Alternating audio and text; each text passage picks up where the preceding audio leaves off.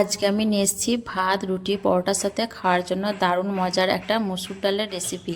এরকম যদি একটা মুসুর ডালের রেসিপি থাকে তাহলে ভাত রুটি পরোটা সব কিছুর সাথে কিন্তু একদম জমে যাবে। এতটাই মজার হয় মুসুর ডালের এই রেসিপিটি। তো চলুন তাহলে রেসিপিটি দেখে নেওয়া যাক। আর ভিডিওটি স্কিপ না করে দেখতে থাকুন কিভাবে আমি মুসুর ডালের রেসিপিটা বানাচ্ছি। তো আসসালামু আলাইকুম, আশার মিনি কিচেনে সকল বন্ধুদের স্বাগত জানিয়ে শুরু করছি। প্রথমেই দেখুন আমি একটা কড়াইয়ের মধ্যে নিয়ে নিচ্ছি মুসুর ডাল। এখানে আমি 1 কাপ মুসুর ডাল বেশ ভালো করে ধুয়ে আর 1 ঘন্টার মতো ভিজিয়ে রেখেছিলাম। দিয়ে ডালটাকে এখন আমি কড়াইয়ের মধ্যে নিয়ে নিচ্ছি। আর ডালটা অবশ্যই কিন্তু ভিজিয়ে রাখবেন, তাহলে খুব তাড়াতাড়ি সেদ্ধ হবে। ডালটাকে নিয়ে নিলাম আর ডালটাকে একটু আমি দেখুন কড়াইয়ের মধ্যে একটু ছড়িয়ে নিচ্ছি এইভাবে করে। তারপর আমি এর মধ্যে দিয়ে দিচ্ছি একটা কেটে রাখা আলু। আলুটা দেখুন আমি একদম খুব ছোট ছোট সাইজ করে কেটে নিয়েছি। এইভাবে ছোট ছোট সাইজ করে সবজিগুলোকে কেটে নিতে হবে। দিয়ে দিচ্ছি একটা পেঁয়াজ, পেঁয়াজটাকেও দেখুন আমি কুচি করে কেটে নিয়েছি। আর দিচ্ছি কাঁচা পাকা মিলিয়ে 4টে কাঁচা লঙ্কা। ঝালটা অবশ্যই নিজেদের পছন্দ মতো দেবেন। আর এই লঙ্কাগুলো কিন্তু প্রচুর ঝাল, তার জন্য আমি 4টে দিয়েছি। দিয়ে দিলাম 6-7টা মতো রসুন কুচি আর দিলাম একটা টমেটো কুচি। আর সবগুলো সবজি দেখুন আমি একদম ছোট ছোট সাইজ করে কেটে নিয়েছি। এইভাবে আপনারাও কেটে নেবেন। তারপর দিয়ে দিচ্ছি 1/2 চামচ নুন, ছোট্ট চামচে দিয়ে দিচ্ছি 1 চামচ হলুদ গুঁড়ো, 1 চামচ ধনে গুঁড়ো আর 1 চামচ জিরে গুঁড়ো। আর দিয়ে দিচ্ছি 2 টেবিল চামচের মতো সর্ষের তেল।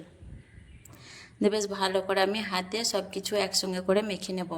আর এখানে আমি মশলার পরিমাণগুলো কম করে দিয়েছি, আপনারা চাইলে কিন্তু মশলার পরিমাণটা বাড়িয়ে কমিয়েও দিতে পারেন।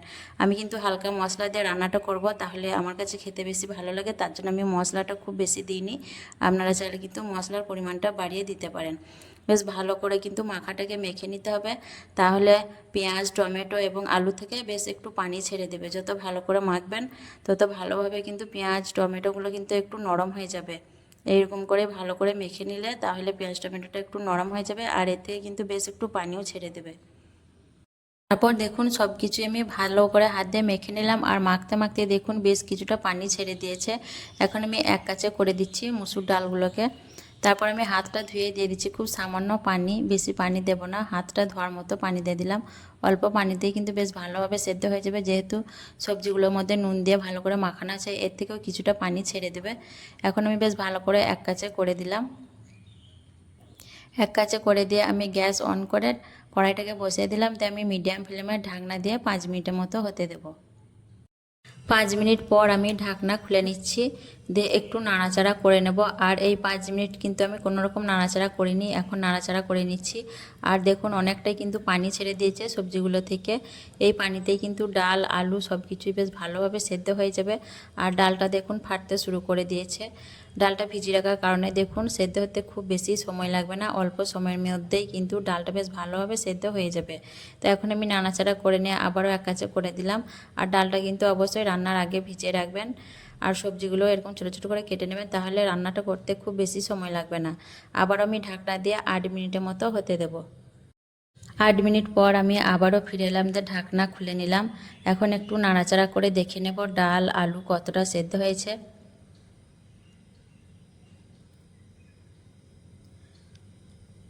তো দেখুন আলুগুলো খুব সুন্দরভাবে সেদ্ধ হয়ে গেছে আর ডালটাও সেদ্ধ হয়েছে, দেখেই বুঝতে পারছেন। আর এই রেসিপিতে ডালটা এরকমই মাখো মাখো থাকবে, খুব বেশি সেদ্ধ হবে না, এরকম একটু দানা দানা ভাব থাকবে ডালটা। তো ডাল আলু বেশ ভালোভাবেই কিন্তু সেদ্ধ হয়ে গেছে। আর ডালটা ভিজিয়ে রাখার কারণে দেখুন খুব তাড়াতাড়ি কিন্তু সেদ্ধ হয়ে গেছে, বেশি সময় লাগেনি সেদ্ধ হতে। এখন আমি নাড়াচাড়া করে এক কাছে করে দিচ্ছি। এটা এইদিকে হতে থাকুক আর ততক্ষণ আমি এইদিকে একটা তড়কা বানিয়ে নেব। তার জন্য দেখুন গ্যাস অন করে আমি এদিকে একটা ফ্রাই প্যানে দিয়ে দিলাম 2 টেবিল চামচের মতো সর্ষের তেল। তেলটাকে ভালো করে গরম করে নিয়ে তারপর দিয়ে দিলাম একটা গোটা শুকনো লঙ্কা ছিঁড়ে। আর দিয়ে দিচ্ছি 1 চা চামচের মতো আদা কুচি। দিয়ে নাড়াচাড়া করে বেশ ভালো করে আদা আর লঙ্কাটাকে আমি ভেজে নেব। এইভাবে রান্নার শেষে একটু তড়কা দিলে রেসিপির স্বাদটা কিন্তু আরও বেড়ে যায়, খেতে কিন্তু দারুণ লাগে।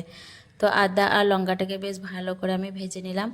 তারপর আমি এইদিকে দেখুন ঢাকনা খুলে ডালের মধ্যে তড়কাটাকে দিয়ে দিচ্ছি।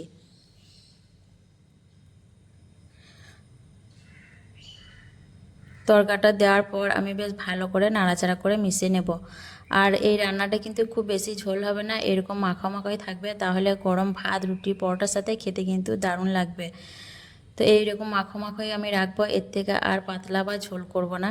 এখন বেশ ভালো করে নাড়াচাড়া করে মিশিয়ে নিলেই কিন্তু আমার মুসুর ডালের রেসিপিটা সম্পূর্ণ তৈরি হয়ে যাবে। আর এইভাবে অবশ্যই একবার বাড়িতে বানিয়ে দেখবেন, খেতে কিন্তু দারুণ লাগে, অনেক মজার হয় এই রেসিপিটা। গরম ভাত, রুটি, পরোটা সব কিছুর সাথেই কিন্তু একদম জমে যায়। তো ভালো করে নাড়াচাড়া করে মিশিয়ে নিয়ে তারপর আমি এই পর্যায়ে একটু নুনটাকে চেক করে দেখে নেব।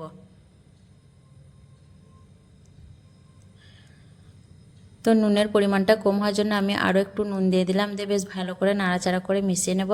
তাহলেই কিন্তু আমার হয়ে যাবে, পরিবেশন করার জন্য রেডি হয়ে যাবে। তো নুনটা ভালো করে মিশিয়ে নিলাম। আর আপনারা কিন্তু যে পরিমাণ নুন খান, ঝাল খান সেই পরিমাণ হিসেবেই দেবেন। আমি আমার মতো করে দিলাম, ভালো করে মিশিয়ে তারপর দেখুন আমি পরিবেশন করে দেখিয়ে দিচ্ছি। তো দেখুন কতটা লোভনীয় হয়েছে মুসুর ডালের এই রেসিপিটা। এইভাবে অবশ্যই একবার বানাবেন, গরম ভাত, রুটি, পরোটা সব কিছুর সাথেই খেতে কিন্তু দারুণ মজার হয়। তো কেমন লেগেছে অবশ্যই কমেন্টে জানাবেন, ভালো লাগলে লাইক করবেন, শেয়ার করবেন, আর আমার চ্যানেলটি সাবস্ক্রাইব করে আমার পাশে থাকবেন। আসবো আবারও অন্য কোনো রেসিপি নিয়ে। সকলে ভালো থাকবেন, সুস্থ থাকবেন। আল্লাহ হাফেজ।